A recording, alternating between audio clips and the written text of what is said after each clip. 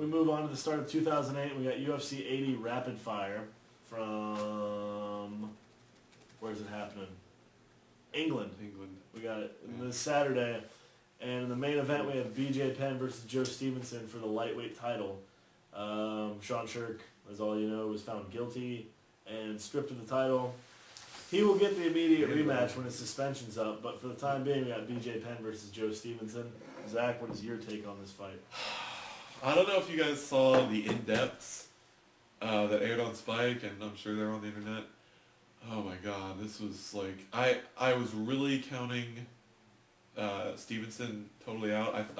And I still think BJ's going to win, but after seeing that in-depth, seeing how hard Joe Stevenson trains, I don't know, dude. I'm scared for BJ. I think it's going to be a great fight. I don't know. It's probably not going to go the distance. I don't think it will.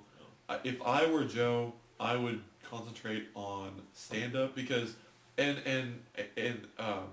Alex just pointed out to me, BJ is a very good striker, and I agree, but I think that I would be most scared of BJ Penn on the ground.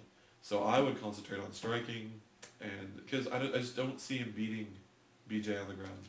He's got great skills, but if he goes to the ground, it's just going to be a case of much greater experience. And I don't know. Like, don't get me wrong. I think Joe Stevenson has a great chance of winning. And if he won, it would do great things for the lightweight division. It would really shake things up. But I really think that the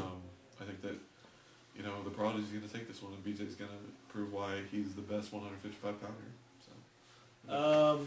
For me, BJ is coming off of a 1-2 record since he came back to the UFC.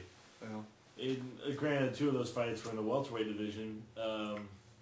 He lost to GSP, that split decision, and a lot of people think he should have won. And he lost to Matt Hughes in a fight where he was clearly winning until he gassed, and then he comes and absolutely destroys Jens Pulver at 155. Now I don't know what that says for him or Jens Pulver.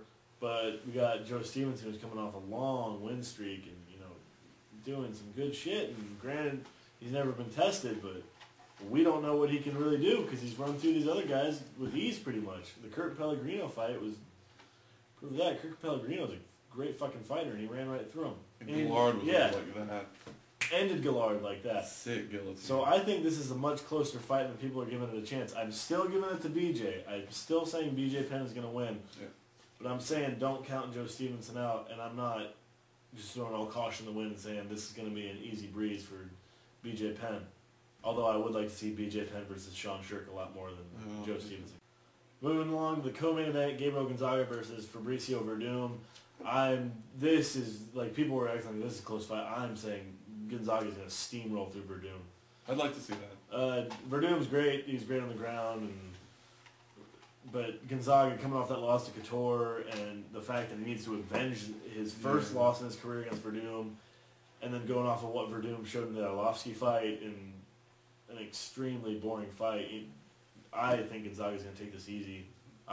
First or second round TKO for Gonzaga for me, and then goes on to fight Czech Congo, assuming Congo beats Herring, and then whoever wins that challenges the winner of Sylvia Nog. So. Definitely Gonzaga in this fight. Yeah, I predict Gonzaga too because I don't know. The in-depths always make me kind of really wonder because they really make it seem like it's an even playing field. But yeah, I really do think Gonzaga's going to win this one because he's had to have had a fire lit under his ass at this point because that loss to Couture and he's avenging a loss as Alex said. So and Gonzaga's a great fighter, so I think he's going to win. Next up, we have Marcus Davis versus Jess Loudon at 170 in the welterweight division. I'm pretty sure... Huh? You say Marcus. Oh, yeah, for sure. I see Davis keeping the winning streak alive and doing it in an exciting fashion. He doesn't like to go the distance. He'll finish this. This other kid's 12-8. Right? Yeah. So, Marcus Davis all around. Move down to the bottom of the card. We've got, in the middleweight division, the veteran Jorge Rivera against the Tough Enough Final 3 winner, Kendall Grove. Now, interesting, both of them are coming off of knockout losses. We've got Jorge Rivera, who got knocked the fuck out by Terry Martin, and Kendall Grove, who got knocked out by Cote. Patrick Cote. And so both these guys are looking to prove something. I don't like it, but I'm saying Kendall Grove takes it because of youth and speed. I hate... Yeah, the odds are against Rivera, but I just don't like Kendall Grove. I don't know what it is. His association with Tito is one thing. Yeah, I don't like Tito, so I don't like Kendall Grove. And I loved when Cote knocked him out. Oh, if you haven't seen that, look it up, dude. Because that was a great fight. But, well, I mean, of what there was to watch. But, because that was a great knockout. But anyway, yeah, I don't know. This is a really close one. I would pick Rivera just because I like Rivera a lot. If you've seen Ultimate Fighter 4, you should know what I'm talking about. He's a really likable guy. He's a good fighter. It just feels like he's not been dealt the right cards a lot of times. He's been unlucky. I think he's a great fighter, and I hope he takes this one.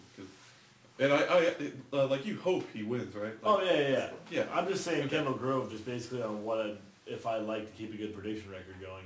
But it'll be interesting. Both these guys are going to be going pretty hard because they both have a lot of redeeming to do. It'll be interesting to see how Rivera adjusts to the reach advantage. But that, I believe, is UFC 80.